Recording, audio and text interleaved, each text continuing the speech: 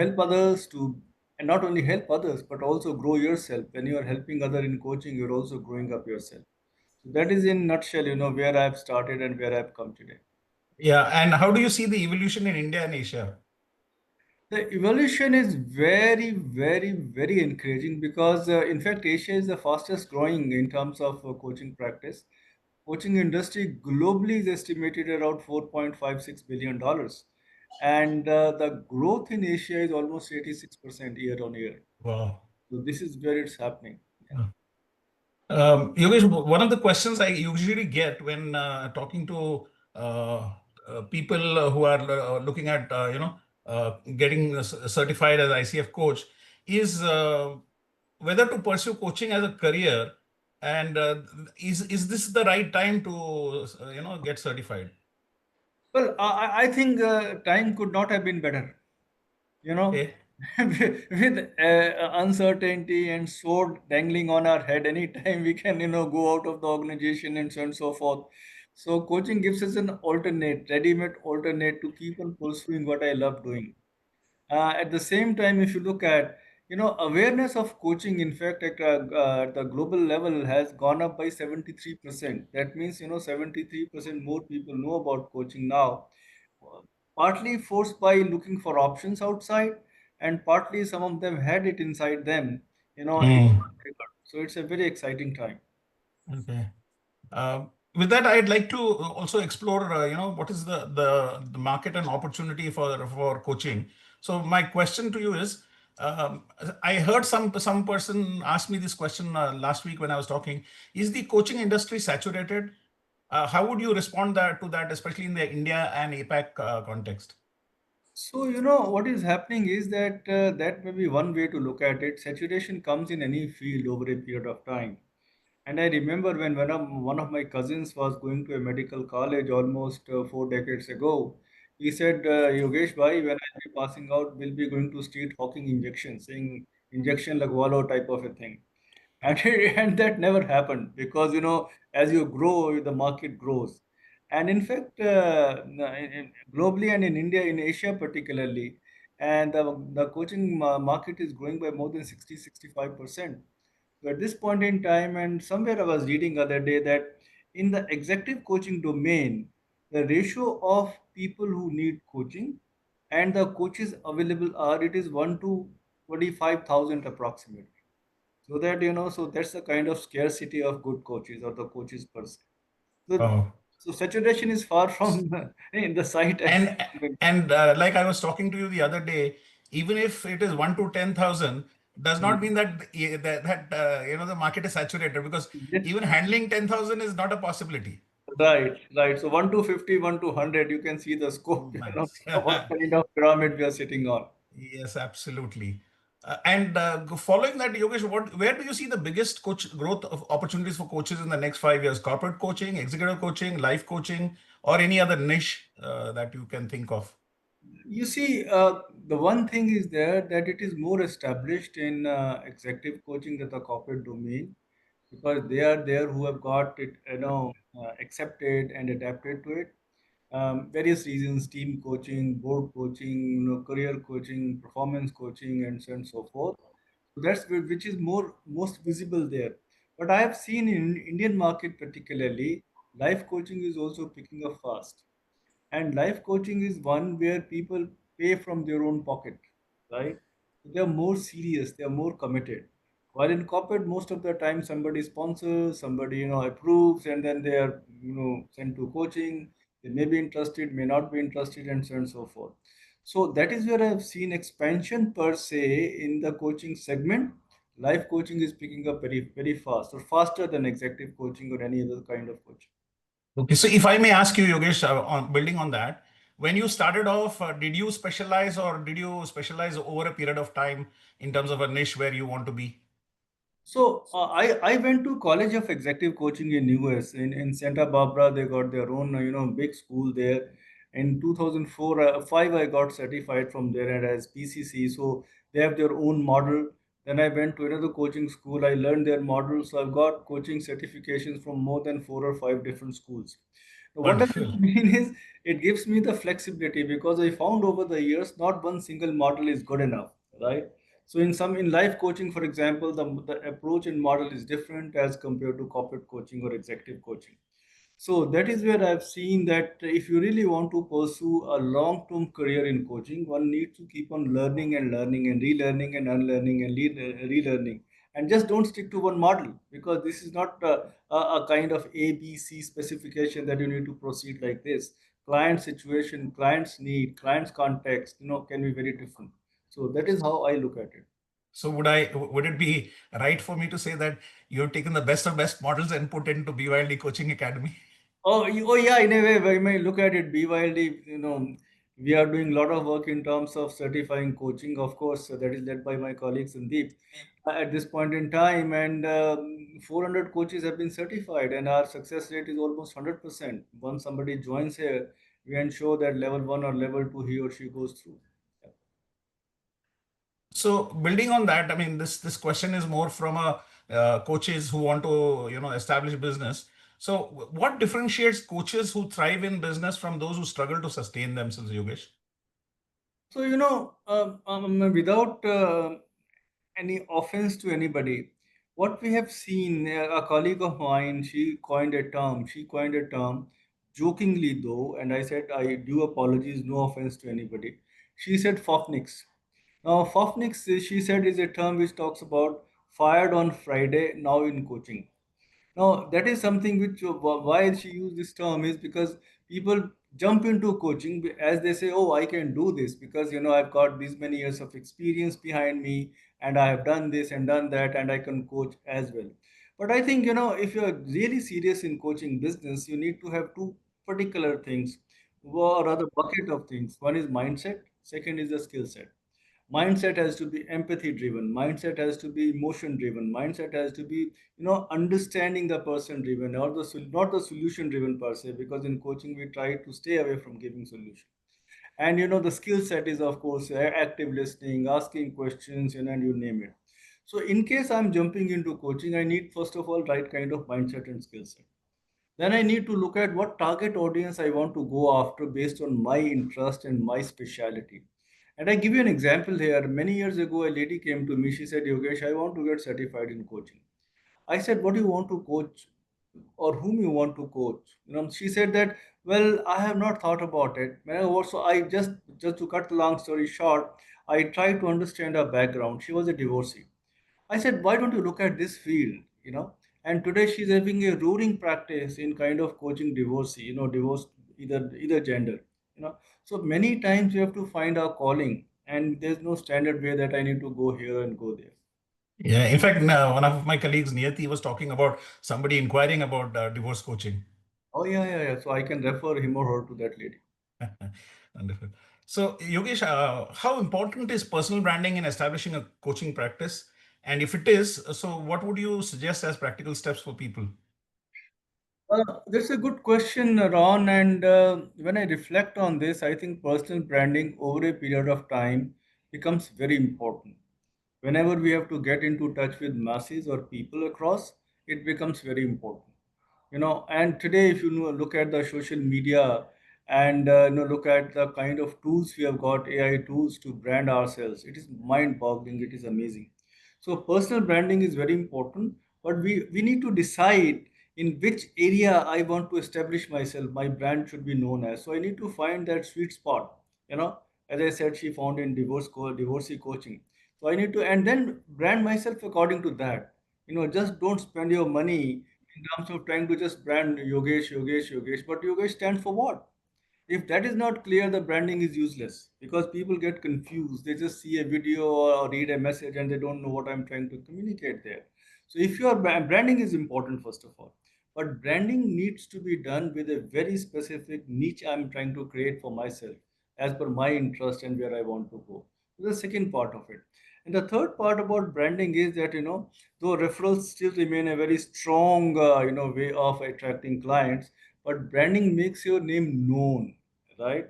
And many times I get a mail from here and there, hey, we want to discuss coaching because somebody has read my article on LinkedIn or have seen me here and there something. So branding, one is branding, you consciously do. then over a period of time, branding tries to amplify by itself, you know, because 1,000 people read it, and 10,000 read it, and that gives you kind of, compounding impact, as in finance they say. So branding is very important from that point of view. Yogesh, you just mentioned about AI. So a question that comes to mind is, will AI coaching replace people coaching? Well, that is something now. So first of all, let's admit it. AI is chasing us at the speed of lightning. We can't avoid AI. We can't even say that I can live without AI if I really need to survive as a professional. And it is going to impact every domain. As famous statement by Bill Gates, it says only coders would survive. That is the only job because they need to keep on writing newer codes. Only they will survive. Everybody else will become redundant. So we should not be that kind of pessimistic or that kind of restrictive in our view. But I feel that AI will kind of reduce that repetitive process of coaching. For example, setting calls, setting meeting, improving the system efficiency, and so on and so forth. But AI is yet to get into that domain where I can respond in a way because it's a past history. It is generative AI. It's based on the past data. A new situation comes. Clients' emotions are always changing. You are trying to show empathy. You are trying to ask newer questions. So there's a limitation where AI, at this point in time, particularly, can imagine and create data on that. There may come a day where we are doing coaching through AI means, but still I'm doing it because to use AI somebody is needed. So I don't think AI would replace coaching, but it will be a big help and big aid. For example, other day, I was coaching somebody and I said, so there was a problem we were trying to solve together. He was to solve, I was trying to ask questions. And he said that, look, I've tried this, I've tried this, I've tried this, everything, he would come out with, I've tried it and it didn't work for me. Then I asked him a question, what did you, try, not try? He said, no, I've tried everything. Say, okay, then I said, okay, then let's stop this call here and then we'll meet again whenever after 10 days or 15 days. He said, fine, sounds good. Then I went to Chat GPT. I said, I was coaching somebody and this has tried, nothing seems to be adapt. Then there was a generation of lot of things. He has not tried this, he has not tried this. So that can be used as a kind of a, assistant tool as compared to being scared of it. So, and next time I asked some of those questions and it moved in a move forward as we call in coaching. So that's the way I look at AI. So what you're saying is you coaches should use AI and not AI coaches. Yeah, yeah, in a way, yes, it is a good tool to have, But then But going for a very simple thing to a chat API, I mean, I personally feel that we are going to make our minds dull in next 10 years because we will still, like for example, we are not writing with hands anymore. We are typing, and that art is going away. Similarly, our thinking skills will be taken over if we are too dependent on AI. So I use AI where I'm stuck. Generally, I don't go to AI. but you know what? AI is proving Bill Gates wrong. AI is the better coding in than people. Yeah, you're right. You're right. So in the days to come, people would be looking at each other, and everything will be happening. Yeah. So, Yogesh, also there is a debate around why should I get certified in ICF or whichever accreditation body. So, what would you say? How important is ICF accreditation today? When I got certified in 2004, that was my PCC and later MCC. There are two things which happen with the benefit of these certifications. One is it gives a common recognition to the clients who are going to buy your services. So now that means you are qualified. You have done this particular thing. It also gives us the knowledge and the skills, the mindset and the skills, which are needed from time to time. And as I said earlier, I've gone through multiple courses, and every time I did some, I learned more. There's a second time it gives us the knowledge. Third thing also it does is it helps us to look at the coaching as a process in a very structured fashion. I'm not doing random things. I'm not experimenting. I got some tools, I got some methodology, I get a mindset and skill sets. So that's one part of it. Second part, if you look at from client's perspective, they want ROI. They want accountability in coaching. They don't want experimentation. So if we have done that and we can from call first or meeting second, we can show some kind of, benefit to the coachee. Of course, we are into long-term relationship. In fact, many clients I started coaching 10 to 12 years ago, They are more like friends, and we coach each other now. Any problem comes, we call each other and say, "Hey, guy, can you tell me what you would do in this kind of situation?" So this is a very, very popular, and that is because you have learned those skills, learnable, repeatable skills. So that's the way my view on this is. So every person you have coached has now become a coach, is it? Mostly yes, mostly because how successful they are, I don't know. But mostly they. I mean, it's like when you're being coached, you're watching it from the outside, right? Yeah, You're yeah, experiencing it, and when you exchange the role, it becomes a different ball game. We yeah, all go absolutely. into our hierarchical, do this, do that, and don't do this, don't do that, and all kind of closed questions start coming in. So it's a huge practice which kind of we need to do. And second part of that is, Yogesh, many people have this thinking that should I do ACC or should I do PCC?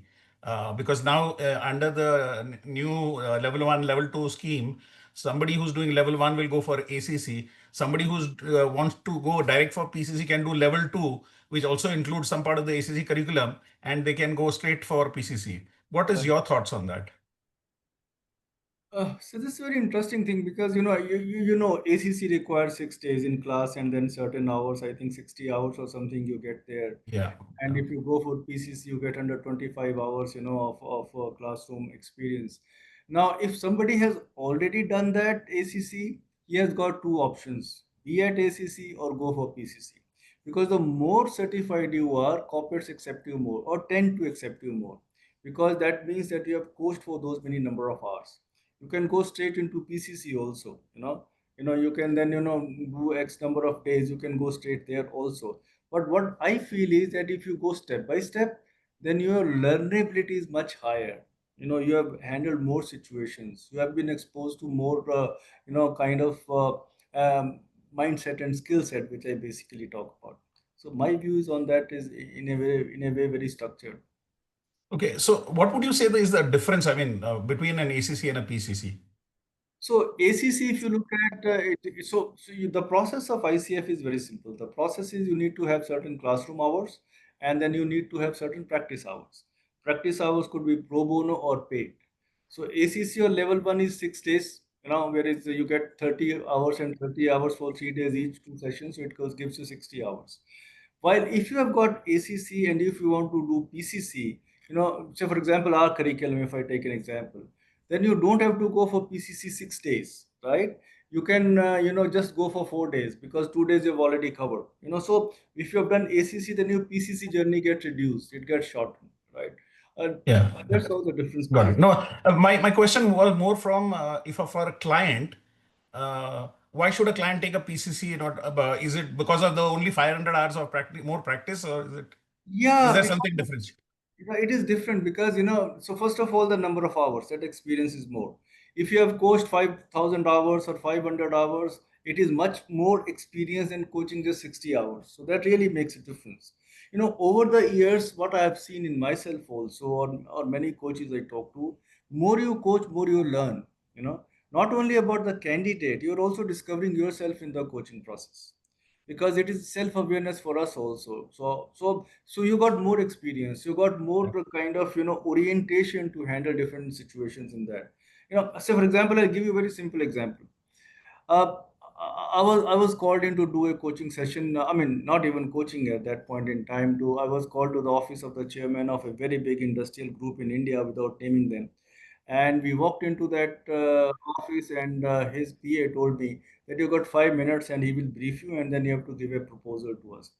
We walked into the room, and we said that, yes, Mr. Chairman. He said, look, I want, what do you want? I asked him a question. He said, no, I want to change the culture of my group. I said, what do you mean by that? He said, I want a different culture. I said, I don't understand anything. Change and different culture means what? So many times people are ignorant about what they want really in coaching, and that's the biggest challenge here. So I told him, look, tell me from where to where you want to change it. He said, I want people to speak up more. Even my direct reports, the CEO and the board members don't speak up. Now, that was very interesting. To cut the long story short here, we spoke to his team members, and what we realized was that there were 8 board members, and we spoke to 7 of them. The common message was coming that, Yogesh, if we try to ask a question in a meeting, The cold stare he gives with his glasses on the tip of his nose kills you. And it was surprising. That not that it was a surprise to us, but it was a surprising discovery. We took it back to him and so on and so forth. He said, no, no, no, this may be blah blah blah blah blah. I then he said, what should I do, Yogesh? I said, you need to do only two things. In the meetings, you ask and listen. Don't give any suggestion. Don't give any suggestion. Don't give any thought. If you really want to make to open up in this, and so it's a very interesting thing. I'll take a minute more on with your permission here. Yeah. So what happened was that we said that his executive assistant of the rank of senior VP in the group, we requested her to sit in a particular meeting and hold two placards in hand. One ask and second listen. One ask, second listen, and sit there. The moment he start going off the ramp or doesn't do this, we just raise that placard. Listen. Yeah. And then look at it like this. We saw the recording later, the moment, and as usual, we are habitual of doing something that way, and we were doing it, and then he went all the time, started forcing his opinion and so on and so forth. And this lady holding both the cards was just about to stand, and he says, "Sit down, sit down. I know what you're going to tell me. Ask, listen, ask, listen, ask, listen." so so at that level, that basic habit to change, that I need to ask and listen questions, I mean listen to questions, was very difficult to change, because they come to me with lot of decades and so on and so forth. Then but credit to that man. I said, you can't change the culture if you can't change you. Sorry. He said, okay, give me 3 months. So after 3 months, he called us again and he said, now I'm ready. I said, how did you make yourself ready? He says, it took me 60 days. I wrote ask on one of my hand in every meeting. I wrote listen on the other hand, other palm of the hand, and I would sit like this in the meetings, constantly being reminded. And I empowered my, the executive secretary, executive assistant more to point it out in that crucial moment. And then he changed it. Imagine a chairman took 60 days to change a habit to ask and listen. Ask and listen. And that is where coaching helps. Because coaching not only makes us more self aware, coaching also makes us, more equipped to handle that or change that situation. And in the process, I learned was that this problem can happen even at the highest level. That you can't change a simple basic habit. Then you start using a different methodology and a technique and so on and so forth. Yeah. That's how the game plays. Thanks, Yogesh. That was a very interesting story. Thank I you. mean, really, organizations and leaders may want to bring about change, but they don't see the mirror themselves, right? Yeah. So yeah.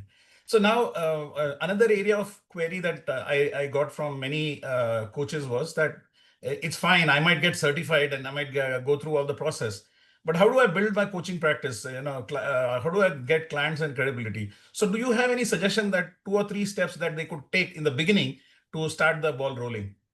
Yeah. So first of all, we got 1 hour of session at BYLD, how to build your coaching practice and coaching business.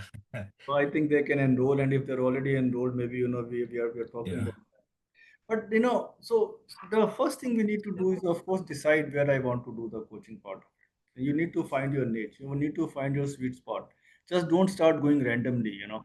Then look at how you can, who are the prospects. Where you, after defining that niche, you need to look at who is my target audience, who I can approach and how I. May I interrupt you there? Yep. Sorry. So I heard you earlier also, and now also you said that they should find their niche. How would somebody who's just starting off decide on what niche to be in? Yeah, so there are, that's where a concept of ikigai comes into place. I'm sure all of us have heard that. Now, there's a very self-reflective process, and you can go to a coach here, or you can come to me. I can help you to find calling, or that's where we said, 1 hour we do that. So many times when you reflect what I am good at, what can I do? How can I leverage that? Those are the couple of questions, which come into our mind. But that needs to be there. Like, for example, that the lady I was talking about, she found a place or a niche in divorcing coaching, all that kind of stuff. Or I want to be an executive coach. I want to work only with middle level people. I want to work with senior level people because my experience and profile is like that. Once it is there, then you start prospecting and going. In fact, as you know, I'm an independent director and on board of some internal companies. Many times people come to me, I have certified as independent director, now where do I go? So that question remains in any Hey, universal. Universal, where do I go? Whether I'm a consultant or a coach or a director, whatever I'm trying to do. So the initial, Absolutely. but one thing they need to be clear about, it's a long time game. Don't expect any success in first 3 to 6 months. Though maybe your company friends, some friends will give you some assignments, but that doesn't mean you stop, prospecting and selling. And well, of course, do some branding and marketing in addition. Yeah. So in fact, that leads me to my next. Uh, for how would one focus on building a steady coaching pipeline? Do you think referrals and networks are the only source, or is there something else that people can focus on? So, when you talk about these referrals, and there, of course, everybody is doing it. Everybody is doing it. I think the best way to look at is when you have identified your own calling or niche, start working on that hard. Even in your marketing communications, your emailers, start positioning yourself around that. And that's where you build your brand. That's where you kind of get into the minds of people 8 times, 9 times, the same message again. See, that's what marketing does. They look at what brand proposition or brand personality you want to bring, and keep on harping different kind of communication and messaging around it. It's a huge science, right? So we need to follow that science. We need to make sure who I am. I need to make sure what is my calling and what I want to do and what kind of clients I want to go after. Then of course make sales calls and do this introduction part of it. That part you need to do, or hire someone to do that for you if you can afford, and do keep on doing that marketing activity. Now what would happen is that after 3 to 6 months, don't I mean another I would say a myth or misconception is that I've got certified now I'll start getting clients. It doesn't happen, right? Even a Mercedes needs to be sold. you know you know so, or a Porsche, or a Beamer, whatever even Boeing needs to be sold. Yeah, that's true. Trump is trying to convince Mr. Modi to buy F-35s. They need to be sold. So it's a selling game. I need to sell myself in every possible way, and there's no shortcut. There's no, luck favoring my way. Luck may favor. I worked at some organization, but the executive knows me, may give me few coaching hours. Beyond that, what? It dries up. Yeah, yeah, yeah. So In fact, we use just a second more here. We use a corollary here in this. It is a shark teeth effect. Shark teeth are like this Jaws, huh? very sharp bone, shark jaw. So it's like building up. It's many times I'm just executing coaching. I don't build up, then I go down. Then I start building up, I go up. And that's the game goes on. So we need to keep that line as flat as possible as compared to those variations. Another question that most coaches who are signing up or are thinking of getting into coaching is, how do I price myself? Because the other day I was listening to one of our principals, inside out development, and the Alan Fine charges $50,000 an hour. So I fell off the chair when I heard that. So Ellen Fine has earned that place, over the decades, and Uh, maybe many of us can reach there also. And so $50,000 approximately is kind of a 40 lakhs or whatever, money. If I get 10% of that, I would be very happy. But but then what I suggest and recommend is not try to sell per hour. Try to sell a package for at least 6 classes. you know that means what? Because in 1 or 2 classes you won't be able to create, or sessions you won't be able to create any impact. Sell is a Correct. package. And they say we would be reviewing after every 2 sessions. How are we going? Do we need to change our course? Do we need to stop it? Do we need to do that? And try to get something in advance, some part of it. Because that's the way we are, kind of finding the client in terms of what they want to do and how long they want to take this relationship. Generally, to give you a ballpoint, if somebody is keen to know the session fee, in India we charge from 10,000 to 1 lakh, 1,50,000. Different price points depending upon whom we are looking. But 20,000 per session is a fair price if we can get to begin Yeah. with. It also dependent on whether you are an ACC, PCC, MCC, right? Right, right. PCC would certainly get more, and MCC would certainly get even more. Okay. Thanks, Yogesh.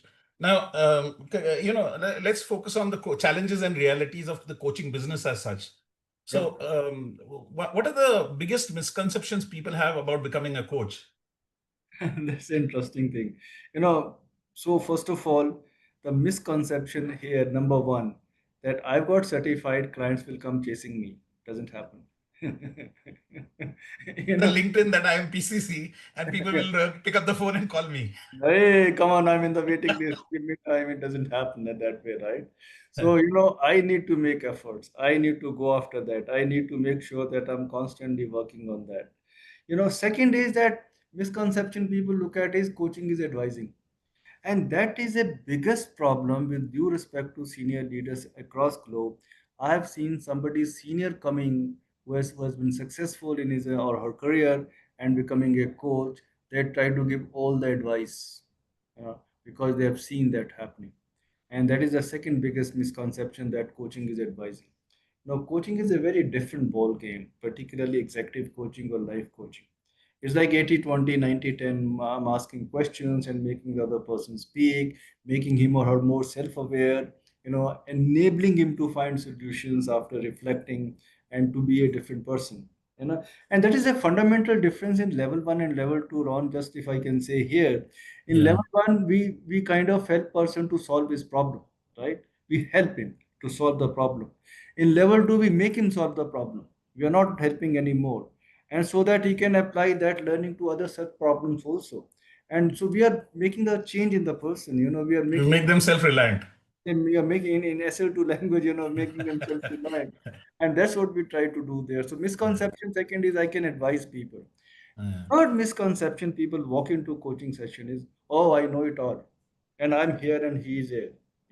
No, it is a same level game. You can't be saying that I know more than you, because you're not supposed to bring your knowledge designation hierarchy there. So that feeling of that I'm going to make difference in your life and you're here and I'm your guru, that misconception people often go into, which we In need. fact, Yogesh, building on what you said, most clients always ask for people who are domain experienced as a coach. Why is that?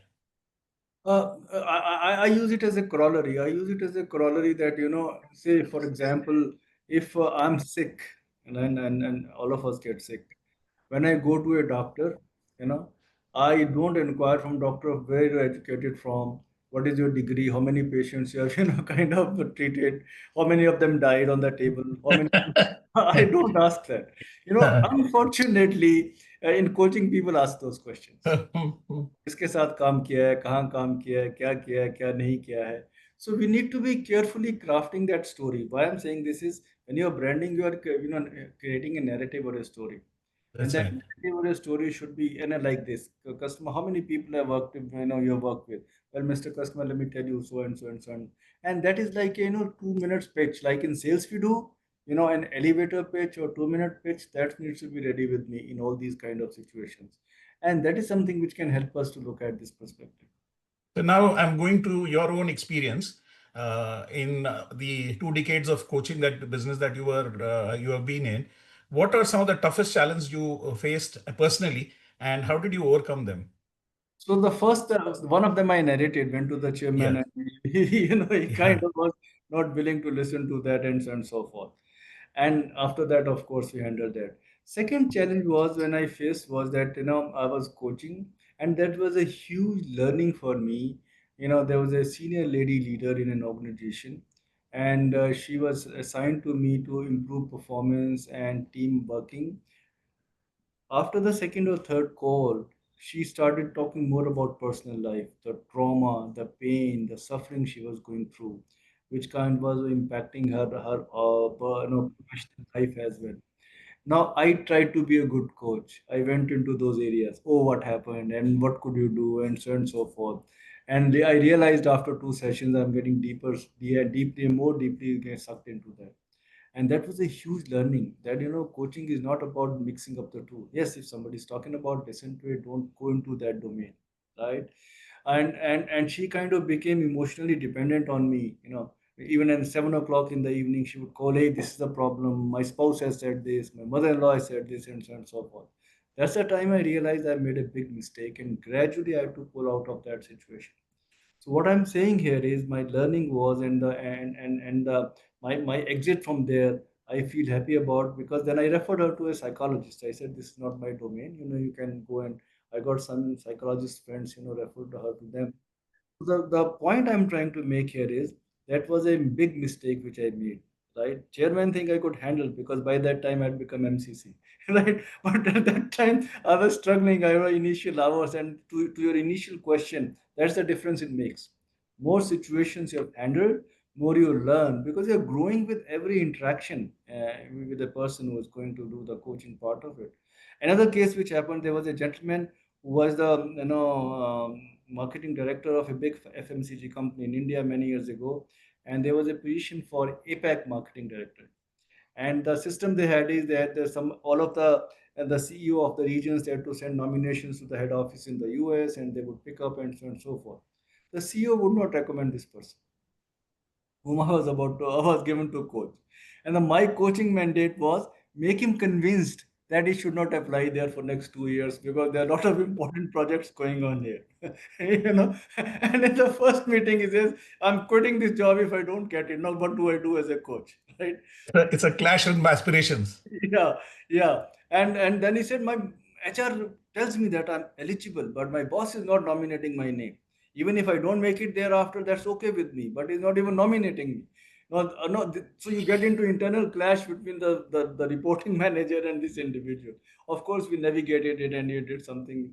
By that, I had become PCC. So so what I'm saying here is when you handle those experiences, that's why you ask me a question, ACC, PCC, MCC. It makes you better as a coach to handle more complex situations at senior level. So, Yogesh, what I understand from your answer is whenever a difficult situation happened, you went to the next level, PCC, then the Right. next difficult situation, you went to MCC. Yeah, I realize that I need to learn more, and I need to do more, hard work to come up to that situation. Yeah. Okay, so now that we are just in the final phases of our conversation, I want to talk about the future of coaching and some closing reflections from you. So, how do you see the coaching profession changing in the next decade, especially with technology and work changing work cultures? This will go into that famous Darwin's theory. You know, people would survive. Evolution. Yeah, evolution theory. You know what Darwin said? Yeah. Yeah, The fittest will survive. yeah, the fittest or the most adaptable will survive, who is able Hmm. to adapt, right? So if you are able to adapt, we are able to learn, we are able to invest money in our own self, doing repeated learning processes. I see a huge bright scope for those people because the way times are changing, the way economies are changing, the way circumstances are changing at family level, at community level, at corporate level, at country level, we will more and more people would need help. And mark my words, this is we are heading towards a global chaos, triggered by someone I don't want to name in this call, but but then that's what is happening. When you say you don't want to name them, everybody knows who you're referring Oh, to. okay, I mean, yeah, but I keep my restraint there. Now, so what is there is more and more coaches are needed, more and more empathetic coaches, more and more skilled coaches, more and more coaches who can really help people and want to help people from their heart, mindset, and skill set. I talked about that. If you were to give one piece of advice, Yogesh, to all the people who are on the program today, who wants to either get certified or who are already on the done the PCC or I mean ACC or they have done the coach training and are looking at the next level, what would that one piece of advice be? So I'll just give an anecdote here before I give any piece of advice. All of us must have heard the name of famous magician PC Sarkar, right? Mm, mm, And his son also became a magician. that's right. So son was very famous and he went to his father. Father, I've become very famous. Can give me one piece of advice? He said, you want just one word? He said, practice. So he said, okay. So he continued to do practice. After a year, he went to him more, to again, father, any advice? He said, this time I'll give you two words. Continue practice.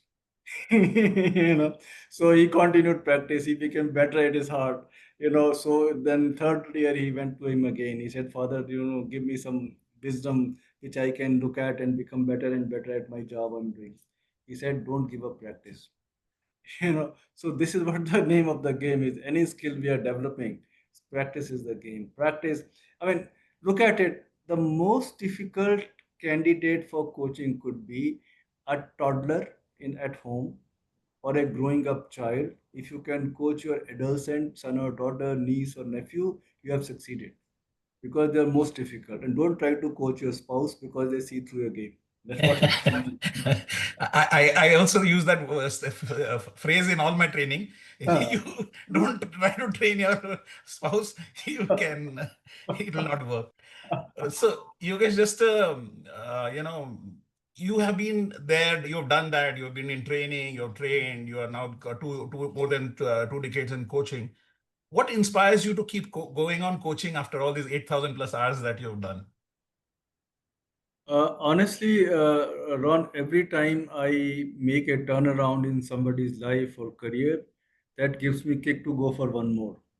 Yeah. So that's one part of it. So, and every time I'm not able to do that, that also inspires me to do what differently. So I don't look at coaching as a profession anymore. I mean, these businesses are going on, and I'm not even into actively into operation side of the businesses. So inside also I keep on trying coaching, and I see it makes a difference. So my kick is very simple: can I make a person even a little bit better in whatever she is coming to me, or whatever I identify in her, so that he can be more successful, and that keeps me going.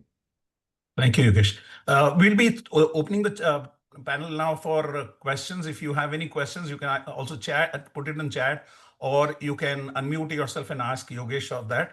But before that, I want to make one announcement. We BYD Coaching Academy has got level 1 and level 2 certifications, and we're running batches. So we have got our launch batch coming up on 13 September for PCC, which is level 2. And anybody and everybody in this meeting who was there, if you are planning to register, and if you're planning to sign up before the Saturday, even by sending us a confirmation mail, you will get an additional special discount of 25,000 rupees. So this is exclusively only for those on this meeting, not for the general public. So I just wanted to make that announcement. And as we have promised, all the attendees will be getting an ebook on executive coaching, leaders growth, guide to growth and transformation. So this we'll be mailing across to all of you. Now open for questions. You have thought of all the questions possibly people can ask, and put But pin in. sometimes somebody may have a question which, yeah, Anupam, go ahead. We can't hear you if You're you on mute. Maybe in the chat box, if you can see Niyati. You know, there's nothing in the chat box. Anupam, you need to unmute yourself. He unmuted, but I think it is not Unmuted. working. Maybe you can type your question in the chat in that case. Hi, can you hear me now? Is it Yeah, Yes, yeah. Go ahead. please. awesome? Awesome. Thank you so much. And first of all, I would like to thank Yogesh and you, Ron, for organizing this. So many insights, I would say, power packed in Yeah, this. I saw you making notes. Absolutely.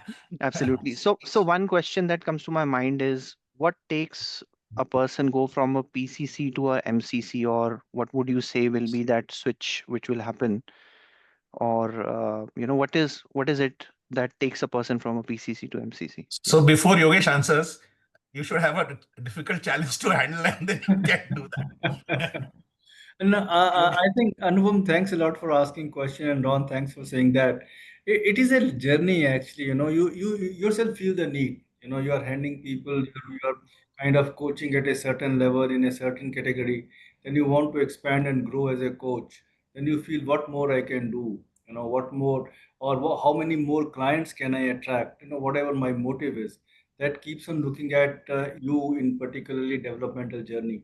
For example, I did PCC in 2005 or 6, I did MCC in 2015, and in those 10 years, I learned a lot.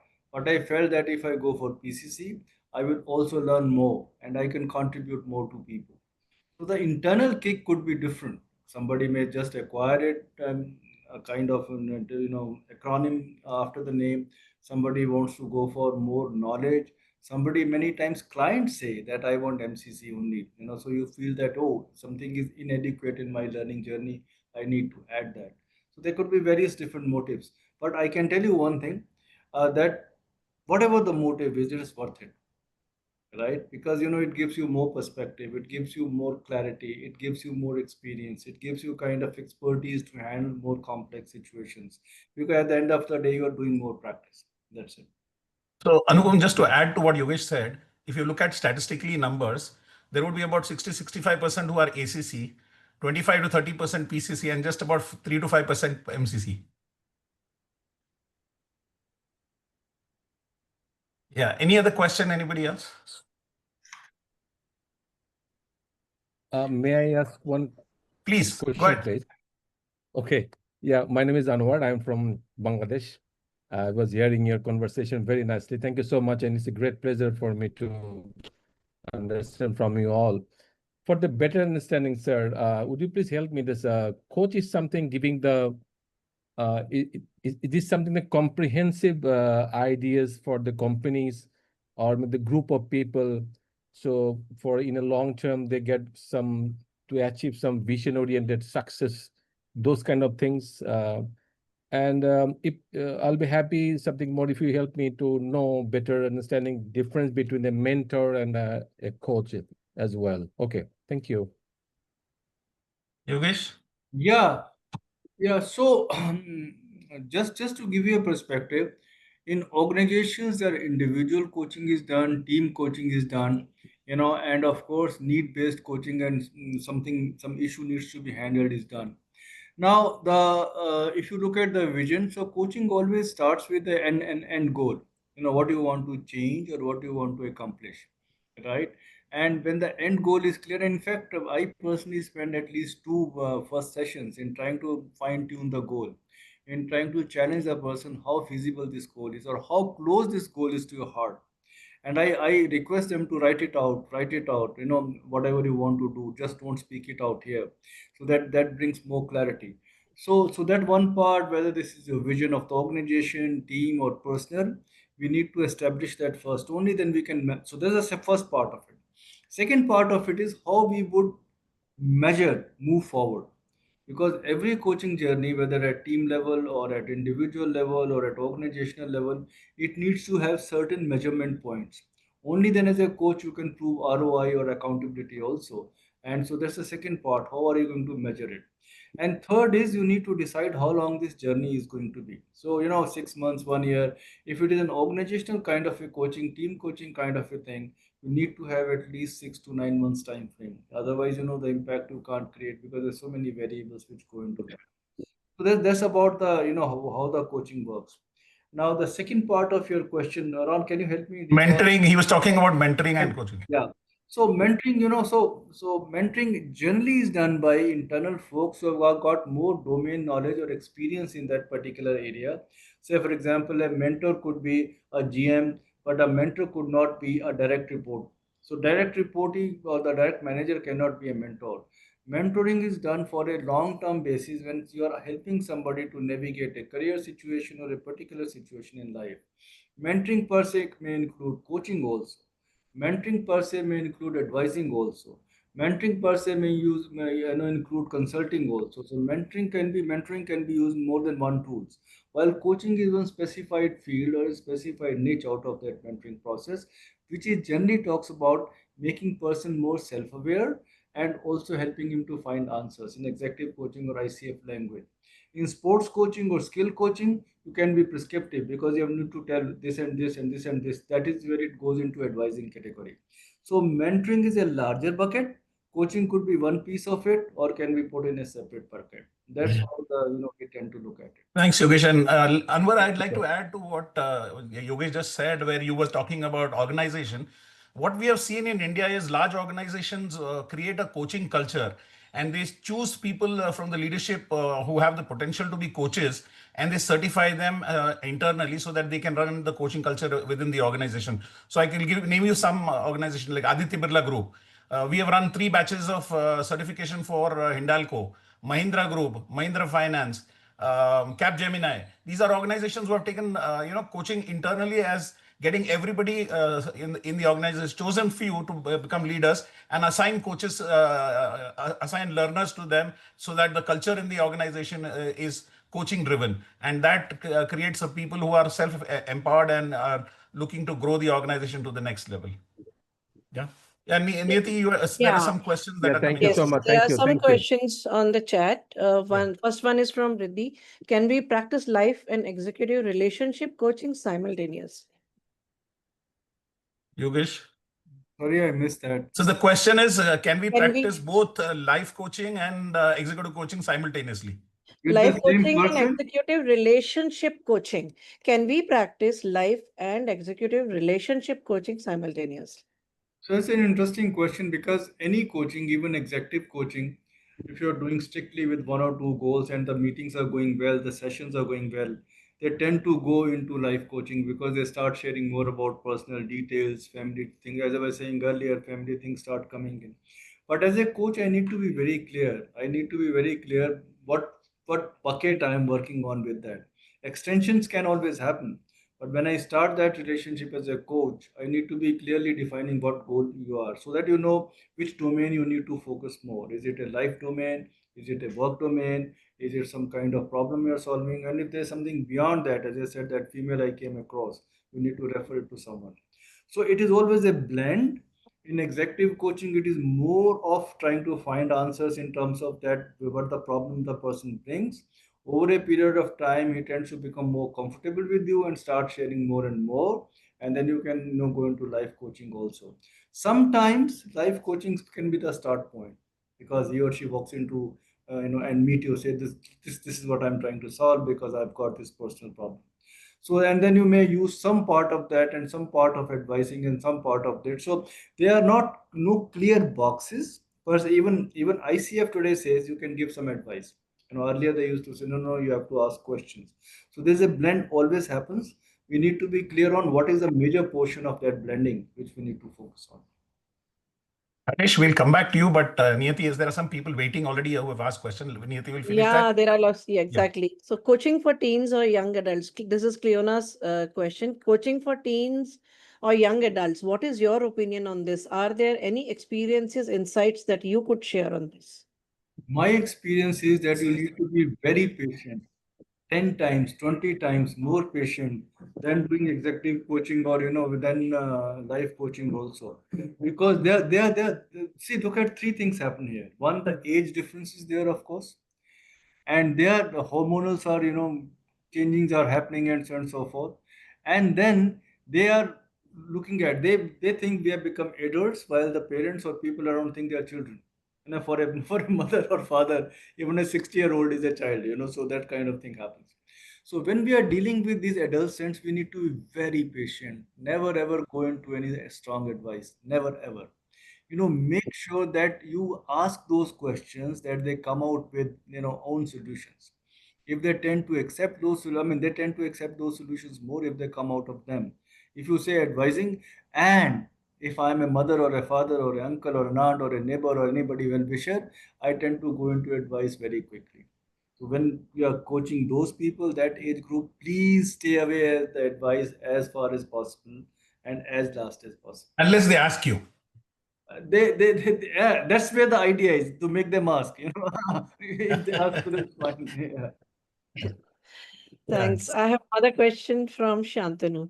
Which area performance coaching focuses? Is it only performance of an individual in corporate context? Not really. It depends on what goal you set with the person. Somebody may look at, I'm not having, so life coaching particularly. I've come across situations, spouses, they say, and I'll give you a very interesting, I did some research many years ago.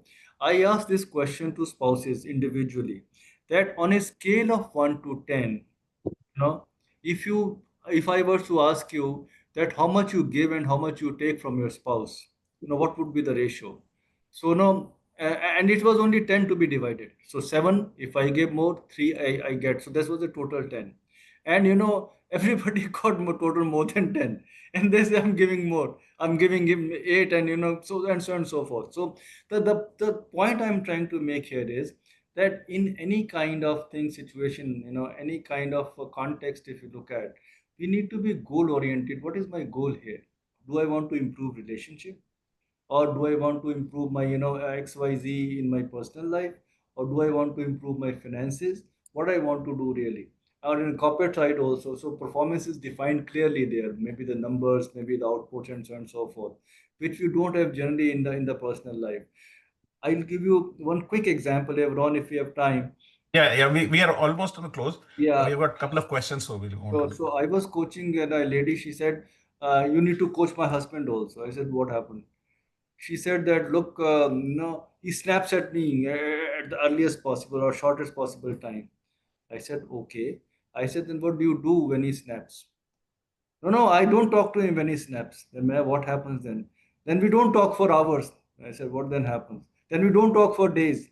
Then what happens? Then I don't start talking to him till the time he says sorry.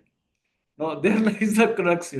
I said, okay, what stops you from saying sorry yourself if you think or something has gone wrong? Or what, don't say sorry. What stops you from initiating this? Those are the kind of mental blocks I have seen. Very simple thing, mental blocks. And, you give me a day, I'll keep on narrating my experiences, but that's not the point here. Point is that we need to be clear. What is the objective? Is it a personal objective? Is it a professional objective? Is it a social objective? Is it a commercial objective? Objective, and focus more on that. Yeah. Thank you, Yogesh. Niyati, the last question Yeah, perhaps. there are more questions, but I think Harish also has Yeah, been Harish, can you go ahead Harish, and ask the question? Yeah, thanks, Yogesh and Ronald. So just a quick validation. I was reading on coaching, in terms of ICF. I also understand there's a parallel for executive and leadership position. We also have Marshall Goldsmith, Yep. and there are some comparatives there. And I also have one of my colleagues who is already Marshall certified. So what I heard is, for specifically leadership areas, Marshall is also a preferred area of coaching. So just wanted to hear some perspective on that. Means I understand PCC have its own merits, but just wanted to understand some perspective over there actually. So thanks a lot for that asking a question. In our coaching business, we don't say anybody is good or bad because everybody has got the strengths which they bring to the table. And Marshall is a very, very famous name. He's a very big man. I had the privilege to meet him because he's a very close friend of Ken Blanchard and with whom we work in Indian region. He has got certain methodology, which is fine. You know what?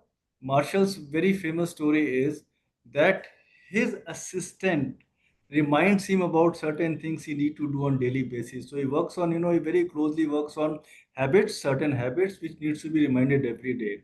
So he goes into that detail, and he takes those permissions from people that I'm going to make this happen. So for example, if I'm trying to change my snapping habit, every day he will call you or somebody will remind the concerned person, you don't have to snap today. So that's the strength of coaching. Now, having said that, we don't find any model is good or bad per se. He has got his own approach. ICF doesn't have one approach. ICF की कोई approach नहीं है. ICF approves the curriculum of the different institutions which as per their guidelines. So ICF got competencies, right? 8 competencies on, so we Yeah, got 8. Yeah.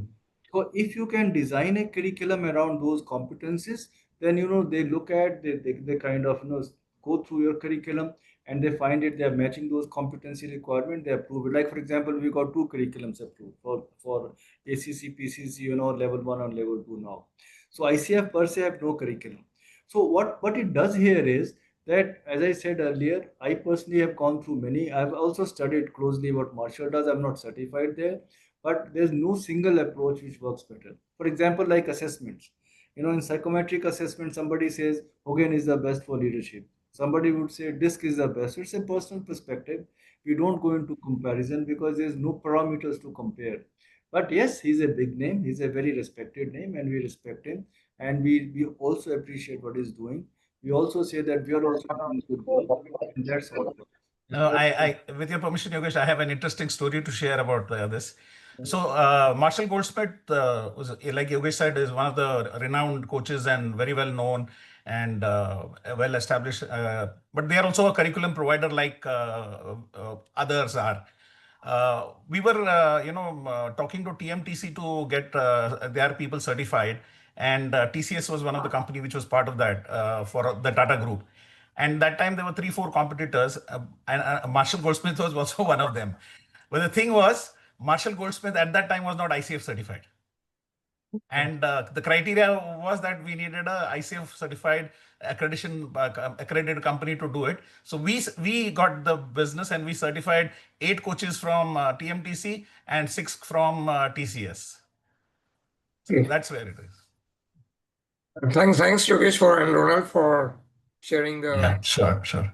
Niyati, your questions? Yes, there are another question from Cleona. She says, with the impact of AI, are there any particular skills coaches need to equip ourselves with? Ask the right prompting if you need help from AI. You know, master the art of prompting and chain prompting, because Uh, that chat gpt and Ron is master. He has got, so many experiences here, but I have seen more accurate or more precise and specific my prompting is, and I know how to do chain prompting. I'll keep on getting answers. Yeah, Ron, over to you. Yeah, yeah. No, also today, in terms of every day, a new AI model is coming up. So, like it's, you look at yesterday, there was Sora, today, there is something else that has replaced that in terms of options. So, AI is an evolving. Only one thing we need to do is always be on the, trying to find out what is available, what is coming new, and upskilling ourselves so that we are relevant and we are able to use the relevant tools for our growth. Because branding, you can have agents to do your work on LinkedIn. So there's so much thing that you can do, using that. Yep. Shantanu wants to know, is there any special training required to specialize in certain areas like life coaching? Does anyone require to complete ICF certification before you go for specialization? Two questions there. So I'll answer part of it, and then Yogesh can answer. So for coaching, no specialization is required if you are an established coach, right? If you're an established guru, Baba, you don't need ICF certification. But yes, if you are looking at organizations and credibility, ICF gives you that credibility. And if you are going for the PCC through level 2, it includes life coaching as a component. Yogesh, over to you. Yeah, that's right, Ron. I think I can't add much more to this. But only thing is that when you look at these certifications give you a public recognition. And in absence of any other global standard of coaching, ICF is the gold standard, right? Now, good, bad, ugly, I'm not saying that if you're not ICF, you can't be a good coach, you can be.